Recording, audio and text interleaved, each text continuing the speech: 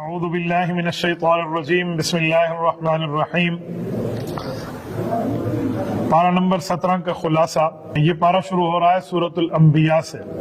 سورۃ الانبیاء کو سورۃ الانبیاء اس وجہ سے کہتے ہیں کہ اس میں اللہ جل شانہ نے تمام انبیاء کرام میں اکثر انبیاء کرام کے واقعات کا ذکر فرمایا ہے، اور یہ سورت مکی صورتوں میں ہے، اور اس کی بنیادی جو باتیں ہیں وہ کل 3 ہیں۔ عقائد ہے، توحید میں، رسالت میں اور آخرت میں، ان کا مضامین کا بیان ہے، اور پھر باقی تقریباً 17 انبیاء کرام ہیں جن کا ذکر ہمیں اس صورت میں ملے گا۔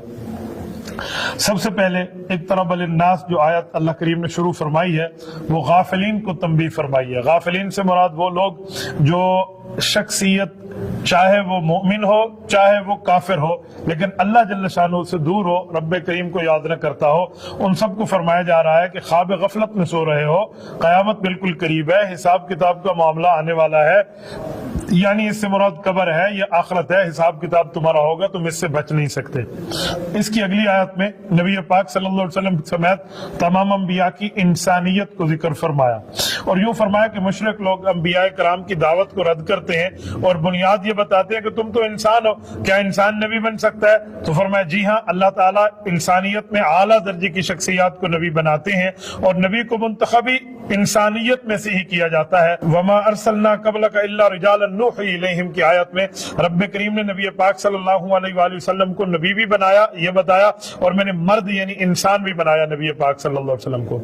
اس سے اگلی آیت میں فاسألوا اہل الذکر ان کنتم لا تعلمون، اس کا مطلب ہے کہ اگر تمہیں معلوم نہیں ہے تو جس کو معلوم ہے آپ ان سے پوچھ لیں، یعنی اہل علم سے پوچھا جائے۔ اب قرآن کریم کی یہ آیت بتاتی ہے کہ اہل علم سے معاملات پوچھ لیا جائیں، تو یہ آیت گویا کہ اس طرف اشارہ کر رہی ہے کہ جو دین کا ماہر نہیں ہے وہ ماہر پر اعتماد کرے، جو ایکسپرٹ نہیں ہے وہ ایکسپرٹ کی بات کو تسلیم کرے۔ جس فیلڈ میں انسان کی مہارت نہ ہو اس فیلڈ میں خواہ مخواہ سے گھسنے کی ضرورت نہیں ہے، بہتر ہے کہ بندہ اس کے ماہر سے رابطہ کر لے تاکہ وہ جو جانتا ہے وہ اپنے علوم ہمارے ساتھ شیئر کر لے تو ہماری بھی اس میں بہتری ہو جائے گی۔ تو یہ آیت گویا کہ تقلید بتا رہی ہے۔ تقلید کا معنی ہے اکابر پر اعتماد، بڑوں پر اعتماد، اس کے فن کے ماہر پر اعتماد۔ جب بندے کو اعتماد حاصل ہوگا تو انشاءاللہ تعالی معاملہ ٹھیک رہے گا۔ اس کی اگلی آیت میں لو کان فیہما آلہہ، اس آیات میں اللہ تعالیٰ نے توحید پر ایک قرآنی دلیل پیش فرمائی ہے۔ وہ دلیل یہ ہے کہ دیکھو زمین آسمان میں اللہ ایک ہے، خدا ایک ہے، یہاں تعدد الہ نہیں ہے، کئی خدا نہیں ہے۔ فرمایا اگر کئی خدا ہوتے تو ظاہری بات ہے دونوں سپریم پاور ہوتے، ان میں کوئی ایک دوسرے سے نیچے نہ ہوتا تو دونوں آپس میں لڑ پڑتے، کسی بات پہ اختلاف ہوتا تو ایک کائنات ٹوٹ پھوٹ جاتی، لفسدتا، زمین بھی اور آسمان بھی یہ بالکل ختم ہو جاتے۔ اب زمین آسمان کا وجود ہے، ایک وقت کے لیے موجود ہے، اس میں کوئی تغیر و تبدل تبدیلی اور کوئی معاملہ نہیں ہے، تو اس کا مطلب ہے کہ کائنات کو چلانے والا ایک خدا ہے۔ یہ اللہ تعالیٰ نے بات ارشاد فرمائی۔ اس کے آگے کل نفس ذائقۃ الموت کی آیت میں وعدہ موت ذکر فرمایا۔ کافر لوگ خوش ہوتے تھے کہ اے کاش جو مسلمانوں کے نبی ہے یہ فوت ہو جائے، ان کی مراد یہ ہوتی تھی کہ جب یہ فوت ہوں گے تو ہم خوشیاں منائیں گے۔ تو رب کریم نے فرمایا کہ اے نبی پاک صلی اللہ علیہ وسلم انہیں یہ بات بتا دیں کہ صرف کسی ایک پر موت نہیں آنی، موت سب پر آنی ہے، سب نے موت کا ذائقہ چکھنا ہے۔ یہاں سے پتہ چلا کہ انبیاء کرام نے بھی وفات پا جانا ہے اور انبیاء کرام کے مخالفین نے بھی وفات پا جانا ہے، اور اس کے بعد رب کریم کے دربار میں دونوں کا فیصلہ ہوگا۔ اس آیت میں نبی پاک صلی اللہ علیہ وسلم کی دنیاوی ظاہری موت کا ذکر ہے جس سے نبی پاک صلی اللہ علیہ وسلم کا انتقال ہوا ہے۔ اب اس سے بعد نبی پاک علیہ السلام کی قبر مبارک کی زندگی جو ہے جو آگے احادیث پاک سے بھی ثابت ہے، اجماع امت سے بھی ثابت ہے، قرآن کریم کی آیات کے اشاروں سے بھی ثابت ہے کہ انبیاء کرام کو دنیا میں وفات آتی ہے، وفات کے بعد نبی پاک کو رب العزت قبر میں ایک زندگی عطا فرماتے ہیں۔ اہل سنت والجماعت کا عقیدہ اور نظریہ ہے کہ ہمارے نبی پاک پر بھی وعدہ موت پورا ہوا، اس کے بعد قبر مبارک میں حضور پاک تشریف لے گئے۔ اللہ جل شانہ نے قبر مبارک میں نبی کی اتنی حیات رکھی ہے کہ جو قبر کے قریب سلام پڑھتے ہیں آقا خود سنتے ہیں، دور سے پڑھتے ہیں وہ فرشتے حضور پاک علیہ السلام کی خدمت میں اس کا نام لے کر پہنچا دیتے ہیں۔ اس کے بعد اگلی آیت میں وَنَضَعُ الْمَوَازِينَ الْقِسْطَ لِيَوْمِ الْقِيَامَةِ، اس آیت میں وزن اعمال کو ذکر کیا گیا ہے کہ قیامت میں وزن اعمال ہونا ہے۔ وزن اعمال کا معنی یہ ہے کہ ہر انسان کے اعمال کو تولا جائے گا، وہ اچھے ہوں یا وہ برے ہوں، وہ نیک ہوں یا وہ بد ہوں، وہ کفر ہو یا وہ اسلام ہو، وہ ایمان ہو یا وہ شیطنت ہو، جو چیزیں ہیں وہ سب کو رب کریم تولیں گے اور دیکھیں گے اور تول کے بندوں کو دکھائیں گے۔ اللہ تو جانتے ہیں، اللہ کیوں تولیں گے؟ تاکہ بندے کے سامنے اس معاملے کی اسکرین چلا دی جائے کہ یہ کام تو نے دنیا میں کیا تھا، تو اعمال ان کے سامنے تول دیا جائیں گے۔ جب رب کریم نے آیت اتاری ہے تو اب ہمیں ایمان بالغیب رکھنا چاہیے کہ ہمارے اعمال تولیں گے، چاہے وہ اچھے ہیں چاہے وہ برے ہیں۔ اس کے آگے ابراہیم علیہ السلام کے واقعے کو بیان فرمایا۔ حضرت ابراہیم علیہ السلام کو رب کریم فرماتے ہم نے اعلیٰ قابلیت کی بنیاد پہ رشد و ہدایت عطا فرمائی۔ قوم ابراہیم بت پرست تھی، آپ کے والد خود بت بنا کر فروخت کرتے تھے، قوم اپنا جشن مناتی تھی، اس کے اوپر واہ واہ معاملہ تھا۔ ابراہیم علیہ السلام بتوں کے مخالف تھے۔ ان اگلی آیات کے اندر میں پورا واقعہ آپ کی خدمت میں رکھ دیتا ہوں۔ ہوا یہ تھا کہ قوم ایک میلے میں چلے گی، ان کا کوئی جشن تھا، کوئی عید کا سما تھا، قوم وہاں گئی۔ حضرت ابراہیم علیہ السلام یہ بت پرست کے بیٹے ضرور ہیں، بت ساز کے بیٹے ضرور ہیں، پر خود نہ بت پرست ہے نہ بت ساز ہیں، بلکہ بت شکن ہے کہ بتوں کو تو توڑنے کا حکم ہے۔ حضور پاک علیہ السلام کی شریعت میں بھی یہی ہے۔ تو حضرت ابراہیم علیہ السلام نے طے کیا کہ بتیں توڑنے چاہیے۔ وہ اپنا ایک کلہاڑا لے کر اپنے گھر سے بت خانے میں گئے اور سارے بتوں کو ٹکڑے ٹکڑے کر دیا، اور جب بت سارے ٹوٹ گئے تو جو بڑا بت تھا اسے بھی تکلیف دی، اسے بھی یعنی کہ مارا کوٹا، لیکن اس کے کندھے پر وہ کلہاڑا لٹکا دیا۔ اب وہ کندھے پر کلہاڑا تو لٹک گیا۔ اب وہ اس کے بعد قوم آئی، قوم نے اپنے آ کر اپنے خداؤں کا حشر دیکھا تو وہ تہس نہس ہو چکے تھے۔ ایک دوسرے کو لگا آج تک تو نہیں ہوا، کس نے کیا؟ کہ جو ابراہیم ہے نا وہ ہمارے اس بتوں کے مخالف ہیں، یقیناً اس نے کیا، ان کے پاس چلتے ہیں۔ حضرت ابراہیم علیہ السلام کے پاس ہے۔ حضرت ابراہیم علیہ السلام نے پوچھا کیا ہوا؟ کہ یہ معاملہ ہوا۔ کہ چل کے مجھے ذرا دکھاؤ۔ اب وہ لے آئے حضرت ابراہیم علیہ السلام کو، یہ دیکھو یہ دیکھو یہ دیکھو، ساری معاملہ خراب ہوا، آپ ہی ہمارے بتوں کے مخالف ہے، لہذا آپ نے کیا۔ اب ابراہیم علیہ السلام نے وہ جملہ بولا جو جھوٹ بھی نہیں ہے اور ان کے ذہن کے مطابق بولا، تاکہ ان کے اوپر ایک دماغ میں وہ طنز آ جائے اور یہ اس چیز سے باز آئے۔ فرمایا یار یہ دیکھو نا، یہ جو کلہاڑا ہے اسی سے توڑے گئے ہوں گے۔ کہا لگتا تو ایسے ہی ہے۔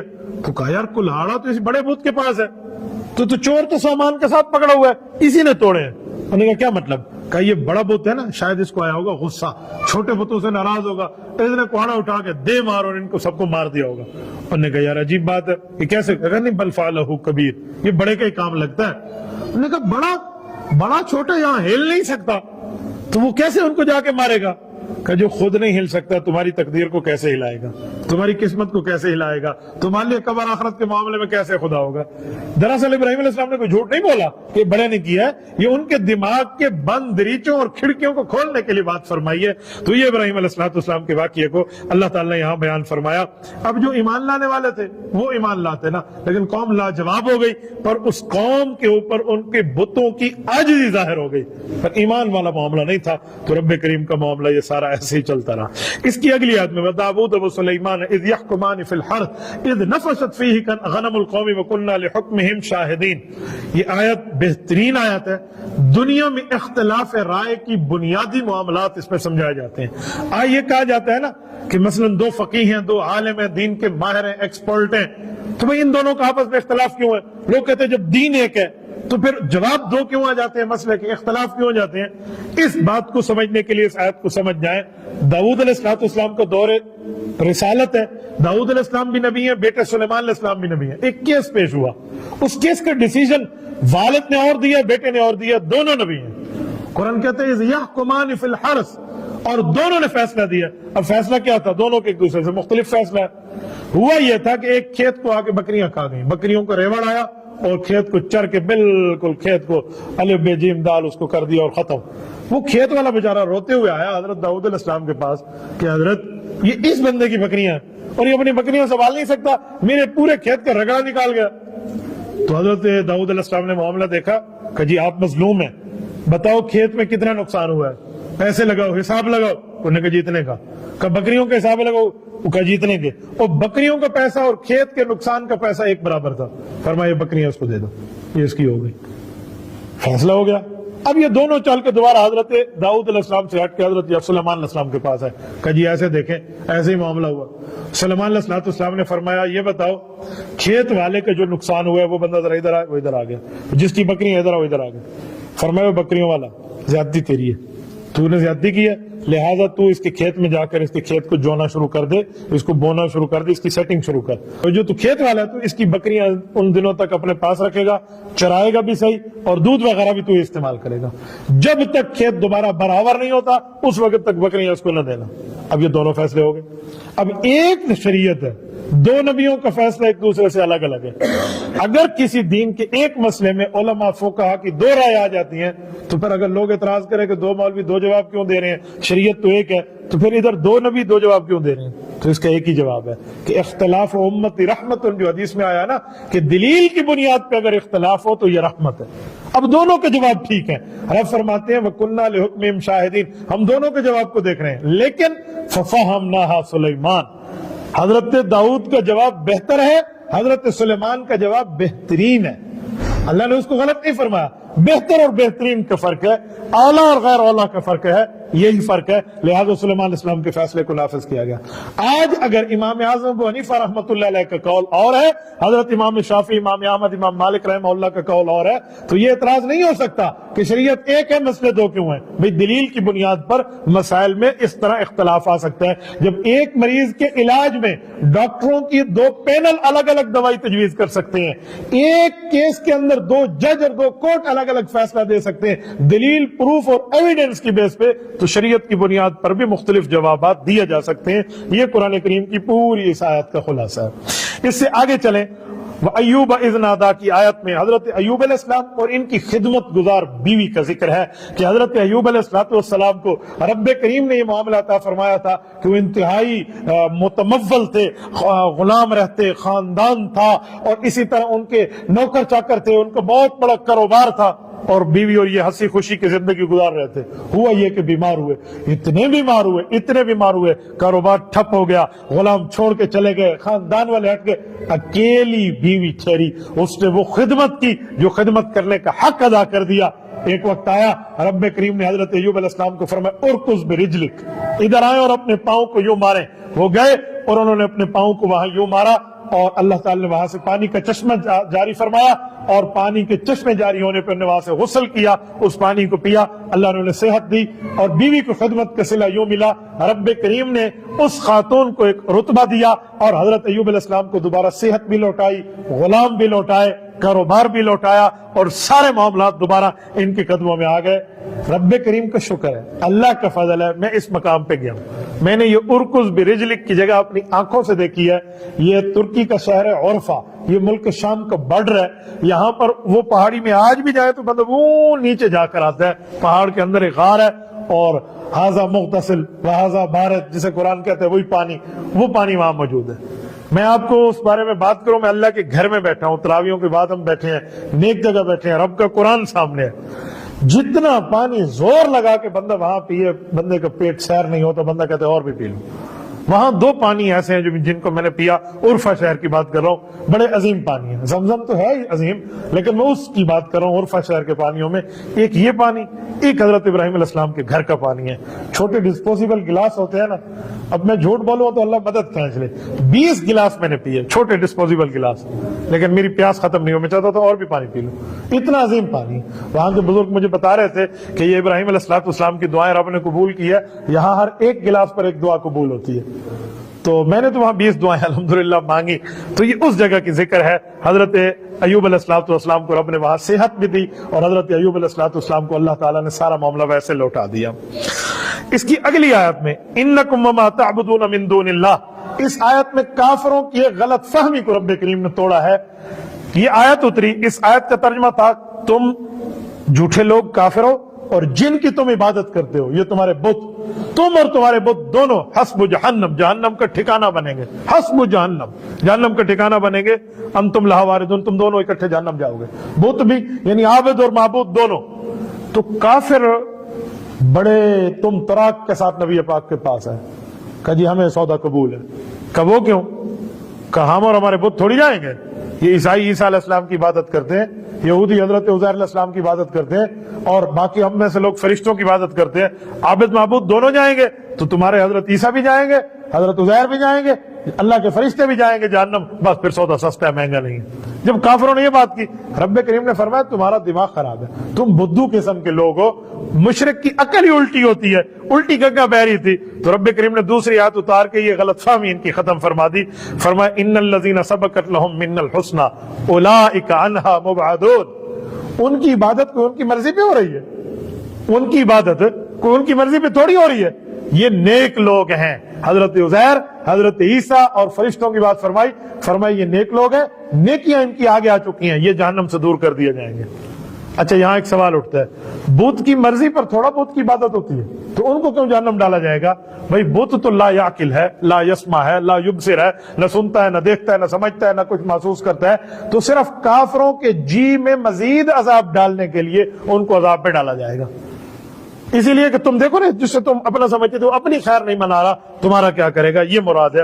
اس کی اگلی آیت وما ارسلناک الا رحمۃ للعالمین، قرآن کریم کی معروف مشہور ترین آیت، جس میں نبی پاک علیہ السلام کو صرف امت محمدیہ کے لیے نہیں، صرف ایک عالم کے لیے نہیں، رحمۃ للعالمین فرمایا گیا، تمام کائنات اور تمام جہانوں کے لیے ہمارے نبی پاک صلی اللہ علیہ وسلم رحمت ہے۔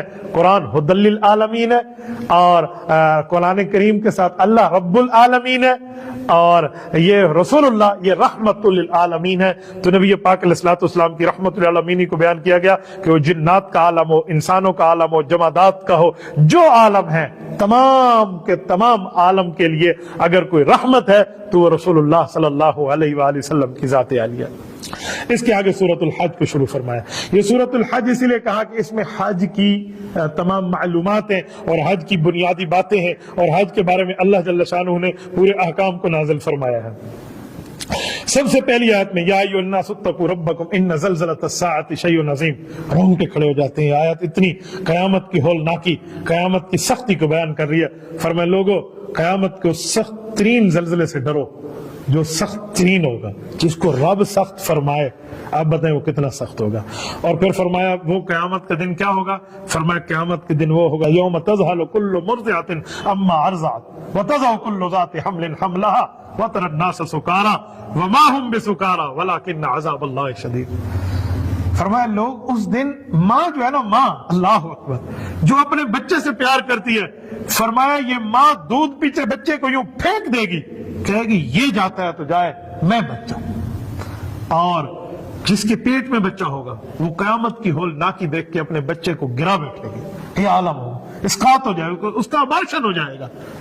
اور فرمایا وتری الناس سکارى، لوگ نشائیوں کی طرح لگیں گے، نشہ کیا ہوا ہے، ایک دوسرے سے لپٹ رہے ہوں گے، گرد پڑ رہے ہوں گے ایک دوسرے پہ۔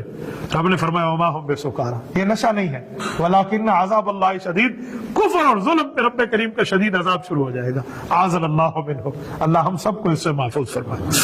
اس کے بعد بعث بعد الموت کی بات فرمائی کہ اے لوگوں اگر تم موت کے بعد کی زندگی پر تم یہ معاملہ سمجھتے ہو کہ وہاں پر کسی قسم کا کوئی معاملہ نہیں ہے اور بعث بعد الموت کی زندگی نہیں ہے، تو سنو، عقیدہ اپنا لو، موت کے بعد کا پورا زمانہ ہے، پوری ترتیب ہے۔ تمہاری غذا میں رب کریم نے مٹی کے عنصر کو شامل کیا ہے، وہی غذا خزا کے ماں باپ کا ملاپ ہوا ہے، اسی ملاپ کے نتیجے میں پیٹ میں نطفہ آیا ہے، اس نطفے سے رب نے پیدائش کی ہے، تو دوبارہ رب کریم ہمیں مٹی میں لے کے جائے گا، جس ترتیب پر آئے اسی ترتیب پہ گئے، اسی ترتیب پہ ہم نے قیامت میں اٹھنا ہے، تو قیامت میں پوری ترتیب ہے، یہ رب کریم نے فرمایا۔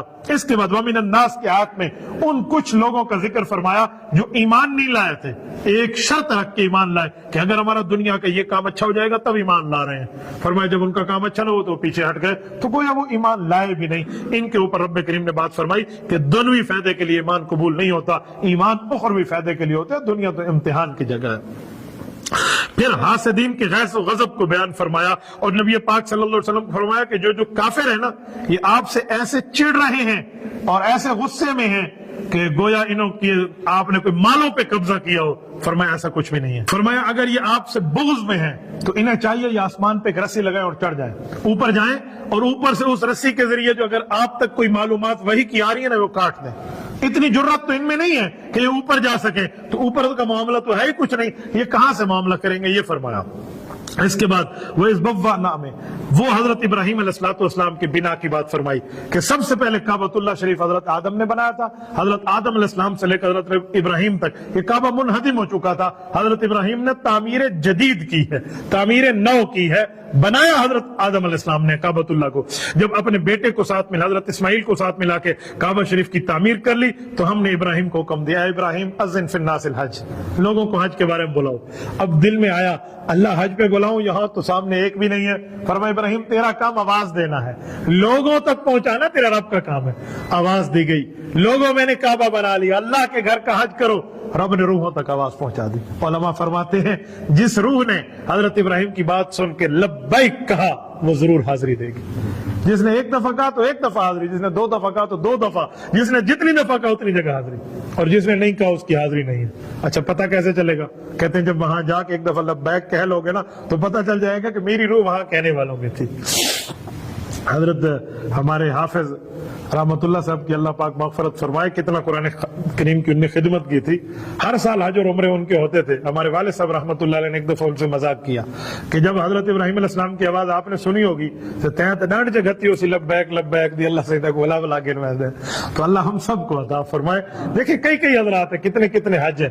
حضرت امام حسین کے 25 حج پیدل ہیں, حضرت امام حسن کے 25 حج ہیں, اور اسی طرح حضرت امام اعظم ابو حنیفہ رحمہ اللہ کے 55 حج ہیں. تو کتنے اللہ پاک عطا, اللہ ہم سب کو عطا فرمائے. اس کے آگے اللہ تعالی نے قربانی کے حکم کو بیان فرمایا, اور قربانی کے لیے فرمایا ایام معلومات, فرمایا وہ دن ہیں جو معلوم دن ہیں. اب معلوم دن کون سے ہیں؟ حضرت علی المرتضیٰ فرماتے ہیں ہمیں آقا انعامدار صلی اللہ علیہ وسلم نے فرمایا ایام معلومات جو ہیں وہ 3 دن ہیں, 10 ذوالحجہ, 11 ذوالحجہ, 12 ذوالحجہ, یعنی بقرعید اور اس کے ساتھ 2 دن اس کے آگے, یہ 3 دن ہیں. اس میں قربانی کریں, یہ قربانی کے کل 3 دن ہیں. اس کے آگے قربانی کے مقصد کو فرمایا لا ینال اللہ لحومها ولا دماؤها, فرمایا لوگوں یہ گوشت اور یہ خون جس کو تم ذبح کر رہے ہو یہ رب کے پاس نہیں پہنچ رہا. وَلَكِنْ يَنَالُهُ التَّقْوَىٰ مِنْكُمْ, جو تمہارے دلوں میں تقویٰ ہے نا, جو نیکی ہے, اللہ کا ڈر اور خوف ہے, اللہ کے پاس وہی پہنچ رہا ہے. پتہ چلا بندہ اخلاص کے ساتھ قربانی کرے, ریاکاری کے اوپر خون بہانا آ جائے گا, پھر قربانی ضائع ہو جائے گی. پھر اگلی آیت میں اذن للذین یقاتلون بانہم ظلموا, اللہ اکبر. اس آیت کے اندر رب کریم نے جو بات ارشاد فرمائی ہے وہ صحابہ کرام رضی اللہ عنہم اجمعین کو اعلان جہاد کی اجازت دی ہے کہ ابھی تک مکی زندگی تھی, تم نے ہاتھ باندھ کے رکھے, ہم نے منع کیا جواب نہ دو, فرمایا اب جواب دینے کے لیے رب کریم تمہیں اعلان جہاد پر اجازت دے رہا ہے. اس آیت میں جواب دیا. پھر اس کے بعد اللہ تعالیٰ نے اگلی بات ارشاد فرمائی, فرمایا جہاد کی اجازت یہ پہلی مرتبہ دے دی, پھر فرمایا جہاد کے جواب میں اور اس کے نتیجے میں اسلامی ریاست قائم ہوگی. تو اسلامی ریاست اور حکمران کی ذمہ داری کیا ہے؟ فرمایا الذین ان مکناہم فی الارض, فرمایا حکمران اسلام کی 4 ذمہ داریاں ہیں. نمبر 1 وہ نماز کی پابندی کرے اور کرائے, نمبر 2 زکوٰۃ کی ادائیگی کرے اور کرائے, نمبر 3 نیکیوں کا حکم کرے, نمبر 4 گناہوں سے روکے, امر بالمعروف اور نہی عن المنکر. اسلامی حکمران کی ذمہ داری ہے. اس کو رب کریم نے بیان فرمایا وللہ عاقبۃ الامور, فرمایا کہ یہ سارے معاملات اللہ پاک جل شانہ کے لیے ہیں. اگلی آیت میں وما ارسلنا من قبلک, اس آیت میں رسول اللہ صلی اللہ علیہ وسلم تسلی دی, فرمایا اے نبی پاک آپ کی بات پہ کافر اعتراض کرتے ہیں, آپ دل چھوٹا نہ کریں. اس طرح کے لوگوں نے, پہلے لوگوں نے بھی پہلے انبیاء پر اعتراضات کیے تھے, یہ ان کا کچھ نہیں بگاڑ پائے, تو یہ آپ کا کیا بگاڑیں گے. اور پھر یہ بھی ایک بات ارشاد فرما دی, فرمایا جب رسول اللہ صلی اللہ علیہ وسلم قرآن پڑھتے ہیں شیطان بے ایمان اس وقت کافروں کے دلوں میں شبہات ڈال رہا ہوتا ہے کہ اس کا مطلب یوں نہیں ہے, یوں ہو جائے گا, یوں ہو جائے گا, الٹا ڈال رہا ہوتا ہے. فرمایا رب کریم ان شبہات کو ختم کر دیتے ہیں. اس کے بعد دل تو صاف ہو گئے. اب 2 باتیں ہوں گی, جو ضدی ہوگا وہ نہیں مانے گا, آخرت میں انجام دیکھے گا, جو ضدی نہیں ہوگا رب اس کو ایمان کی دولت عطا فرمائیں گے. پھر معبودان باطلہ کی بات فرمائی کہ یہ جو تم اللہ کے علاوہ جس کو خدا مان رہے ہو, مشرکین کے جھوٹے پتھر کی بنی ہوئی مورتیاں, فرمایا یہ سب مل کے ایک مکھی پیدا کرنے کی بھی طاقت نہیں رکھتے. ایک مکھی یہ پیدا نہیں کرتے. لن یخلقوا ذبابا ولا یجتمعوا لا, سارے کے سارے اکٹھے کیوں نہ ہو جائیں, ایک مکھی پیدا کریں, ان کے جو ہے نا کیا کہتے ہیں کوئی اندر وہ طاقت موجود نہیں ہے. یہ اچھا چھوڑیں, مکھی پیدا کرنا تو بڑی بات, رب کریم نے فرمایا اچھا مکھی پیدا نہیں ہوتی, تمہارے کھانے میں مکھی آ کر کوئی چیز ایسی اٹھا جائے, کتنی مائکرو چیز ہوگی, کتنی چھوٹی, فرمایا وہ اٹھا جائے, تمہاری طاقت ہے تو اس سے واپس لے کر دکھاؤ. وہ اٹھائی ہوئی چیز تم واپس نہیں لا سکتے, یہ بت, اور تم ان کو خدا بنا کے بیٹھے ہو. خدا کے بندے یوں نہیں ہونا چاہیے. آگے وما جعل علیکم فی الدین من حرج, اس آیت کے اندر رب کریم نے فرمایا دین میں حرج نہیں ہے, آسانی ہے. اب آسانی کا کیا مطلب؟ آسانی کا یہ مطلب نہیں ہے جہاں سختی آئے وہاں شریعت کا حکم چھوڑ دیں, بلکہ یہ مطلب ہے کہ دین کے احکام آسان ہے. اللہ نے ایسے حکم نہیں دیے جو تمہارے بس میں نہ ہو. اللہ نے ہر وہ حکم دیا ہے جس کو انسان اپنے بس میں رکھ سکتا ہے. 17ویں پارے کی پھر آخری آیت میں لتکون الرسول شہیدن کی آیت میں ایک بات فرمائی کہ پچھلی امتوں پر حضور علیہ الصلوۃ والسلام گواہ ہے اور حضور کی امت گواہ ہے. اب پچھلی امت کے لوگ کہیں گے ہمارے پاس تو نبی نہیں آیا تھا, اور ہمیں کہیں گے نہیں تمہارے پاس نبی بھی آیا, کتاب بھی آیا. وہ ہمیں کہیں گے تم نے ہمیں دیکھا تھا. موسیٰ علیہ السلام کی امت اگر امت محمدیہ کہے تم کہہ رہے ہو تورات ہمارے پہ آئی تھی, تم نے دیکھا تھا, باقی ہم تورات کی بات اب آگے دیکھ لیں گے. یا عیسیٰ علیہ السلام کی امت انجیل پہ کہے تو بظاہر تو ان کی بات ٹھیک ہوگی, تو امت محمدیہ جواب دے گی ہم نے نہیں دیکھا, لیکن سچی خبر پہ گواہی دینا جائز ہے. کیوں؟ ہمارے نبی پاک کو رب نے بتایا, وہاں کوئی جھوٹ نہیں ہے, ہم اس گواہی کی بنیاد پہ گواہی دے رہے ہیں. تو اس پر یہ امت لاجواب ہو جائے گی. رب کریم نے اس کو بیان فرمایا اور پھر اس کے بعد فرمایا کہ اے لوگو نماز کو قائم رکھو, زکوٰۃ کو ہر حال میں ادا کرو, اس طرح تم دین کے اوپر مضبوط اور معاملہ ٹھیک رہے گا. اللہ پاک ہمیں اللہ پر بھروسہ رکھنے کی اور اس کی بات ماننے کی توفیق عطا فرمائے. وآخر دعوانا ان الحمد